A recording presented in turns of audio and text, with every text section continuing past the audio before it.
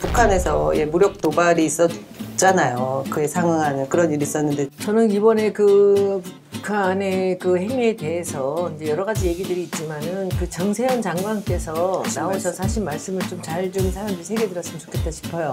이것은 통일부 장관과 통일부 직원들의 직무유기라는 거죠. 일을 하지 않았다는 거죠.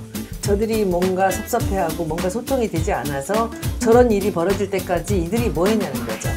그러니까 정세현 장관께서 하시는 말씀 중에 대통령은 생각하고 일을 하는데 이 사람들은 제대로 생각도 못한다는 얘기죠. 그래서 그분이 그 노무현 대통령 그리고 그 김대중 대통령 때 연이어서 통일부 장관 하셨던 분이에요. 네. 근데 북한에서는 지금 정치에 관련돼서 대남 관련돼서 국제적인 업무를 하는 외교적인 사람들은 모두가 다 20년, 30년씩 같은 일을 하고 있는 사람이거든요. 그렇죠. 정세현 장관은 10년 동안을 그들과 함께 소통을 했던 분이잖아요. 그분들의 일거수일투족을 보고 그 뒤에 숨어있는 의미까지 다 알고 계시거든요.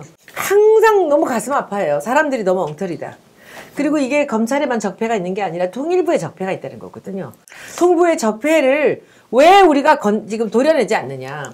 이 기회에 장관만 물러날 게 아니라 직급에서 책임지는 적폐들 다 물러나야 된다는 거지. 이게 지금 대한민국을 늘 걱정하는 게 관료사회란 얘기를 하잖아요. 공무원들. 근데 그들은 그 철밥통이거든요, 사실은.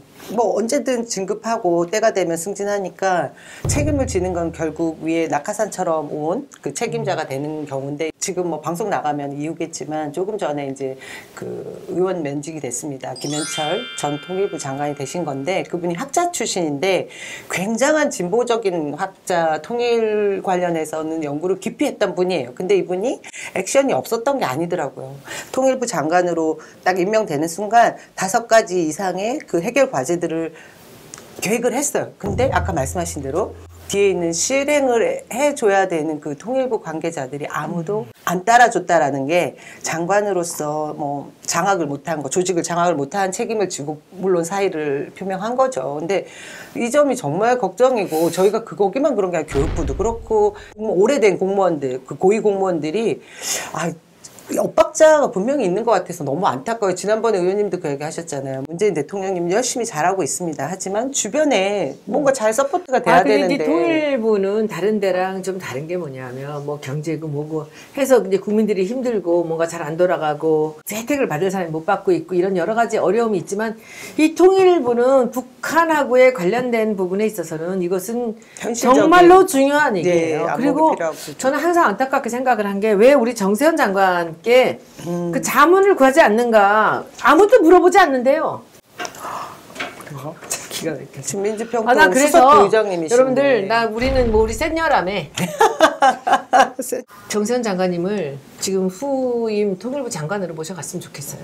이분 더 연로해지시기 전에 이 문제를 해결하실 분 정세현 장관밖에 안 계십니다. 지금 현재는 이제 어찌됐든 정치권에서 추진력 있는 인사들로 좀 통일부 장관을 나는 그거 잘못이라고 바꾸자고 봐. 하는데 그거 저는 거기 잘못이라고 동의를 봐. 하긴 하거든요. 아니야, 절대로 안 돼. 이게 정치권의 문제가 아니라니까.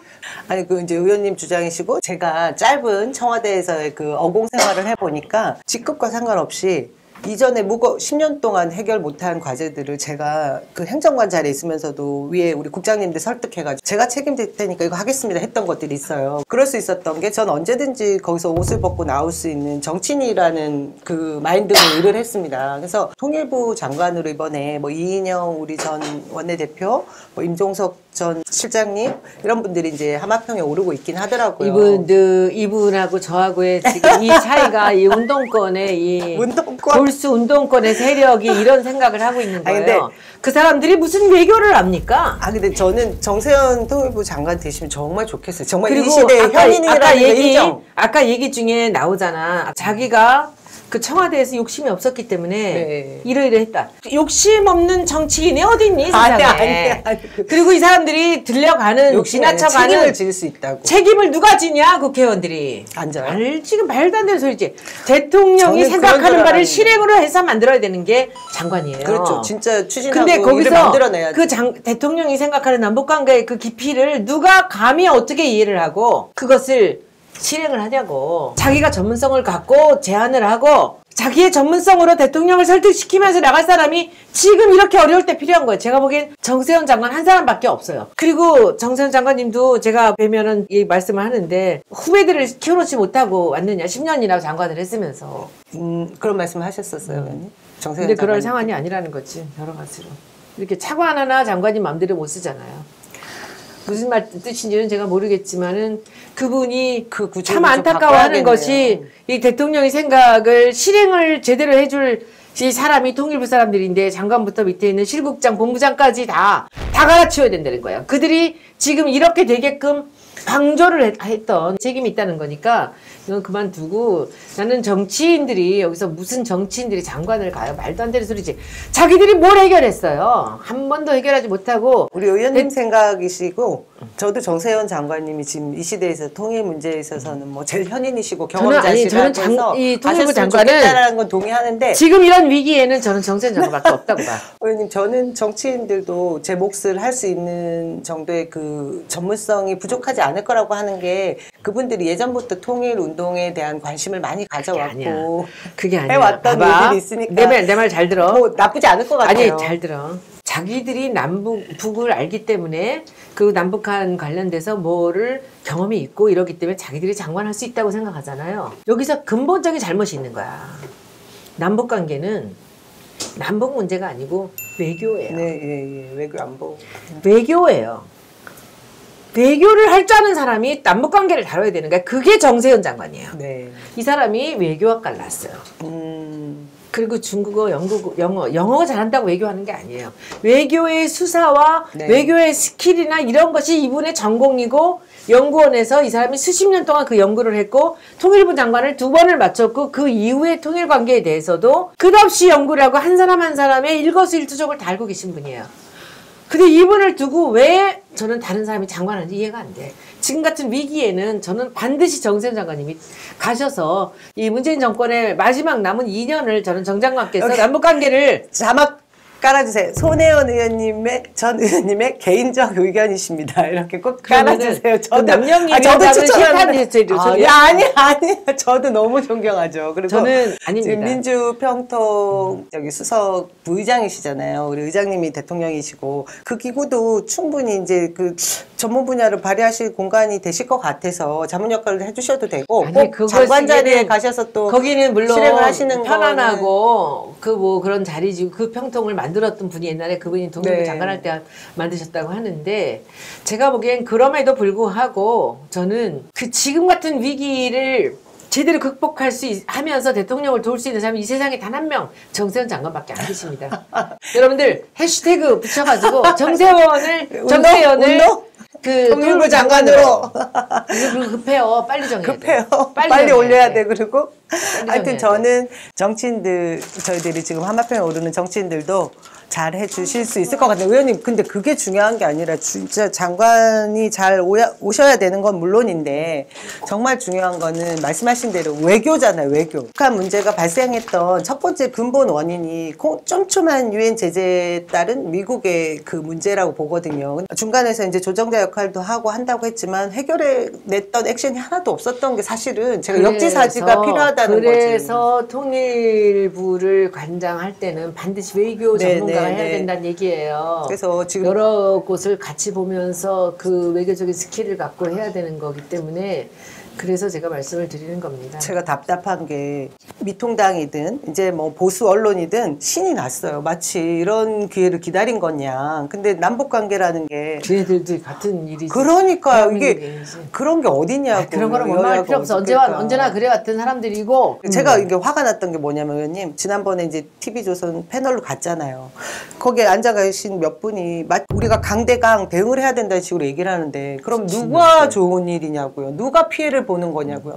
결국 우리 국민들만 손해를 보는 일을 아무렇지도 않게 얘기를 하는데 그 김은혜 대변인이 얘기했잖아요. 선제적 대응? 뭐 이런 그럴 때 어떻게 얘기해요? 제가 얘기했죠. 평화가 밥입니다. 평화가 경제입니다. 무슨 말씀이십니까? 상호 신뢰를 바탕으로 해오는 특수한 관계입니다. 남북 분단 세계의 유일한 국가입니다. 대화를 해야 되는데 대화의 끈을 우리가 만들어야 되지. 어떡합니까? 제가 그런 얘기를 했죠. 그럴 때는 살며시 미소를 지으며 웃어야 되는데 그게 안 돼. 살며시 미소 지으면서 가장 좀 악성인 그 패널한테 잠시 그럴 때는 한 2초를 쉬어. 네. 생방이잖아. 눈을 내리깐 다음에 살짝 미소를 짓고 선생님은 어느 나라 국민이십니까?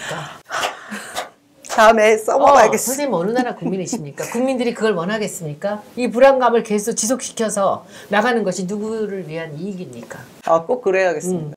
내가 그랬잖아. 프레임은 이게 내공인데 제가 아직 그게 안 돼요. 같이 따라가면서 변명하면 그건 걸려든 거야. 프레임은 포대자루로 뒤에 가서 씌워야 돼. 알았지? 네. 남북 얘기했더니 꽃이 왔어. 아니 곧 봄이 오기를 바라는 마음으로. 여보세요. 지금 봄 같은. 아니, 제가 겨울이잖아요. 분홍 장미를 좋아하는 거를 잘 알고 있는 제게 맨날 꽃을 갖다 주는 우리 지지자분이 한 분 계십니다. 제가 국회의원을 마쳤는데도 불구하고 이 지지자분의 이 꽃을 주시는 마음엔 변함이 없어요. 이분은 아이디가 곰팅이입니다. 예쁜데 왜 곰팅이라고 이름 붙였는지 몰라. 살도 안 쪘는데. 근데 이분이 오늘 제가 이 분홍장미 좋아한다는 걸 맨날 아셨으면서 이제야 저한테 분홍장미를 갖다 주셨어요. 너무 감사합니다. 곰팅이님, 요 옆에서 지금 오늘 메뉴 네. 이 들기름 파스타를 즐길 준비를 하고 계십니다. 이따 뵙겠습니다. 고맙습니다. 이걸로 끝이에요? 아니 이거 끝이 얘기 같다고. 끝이죠? 저 댓글창에 참관 신청해주신 분들이 지난번하고 또 마찬가지로 옆에 계시거든요. 7분 오셨어요. 다음 주도 또 참관 신청해주시고요. 좋아요, 구독, 사랑인 거 아시죠? 의원님이 이렇게 꽃도 직접 오죠. 저는 그래도 감사했어요. 지난번에 제가 장이 약하다는 얘기 했더니 댓글에 너무나 정성껏 아침 저녁으로 따뜻한 물을 드세요. 뭐 이런 글까지 써주셨어요. 전에 얘기 들어보니까 최강욱 대표는 뭐 목이 안 좋다 그러면 배집이 오고 이런 데는 저는 따뜻한 댓글로 감사드립니다, 여러분. 이 얘기 이렇게 끝나는 건가요? 남북 화해 얘기는 어떻게 있나? 정세훈 장관님을 우리 통일부 장관으로 우리 국민들이 한번 보내볼까요? 저도 찬성이긴 하지만 이 강력한 주장은 뭐 여러분들이 동의해 주시면 여러분들 그렇죠? 저는 정세훈 장관님을 통일부 장관으로 보내는 운동을 빨리 짧고 굵게 의원님은 한번 해볼까요? 해보시고 싶은 나 한번 마음 해볼게. 없으세요? 뭐 직접? 이 보세요.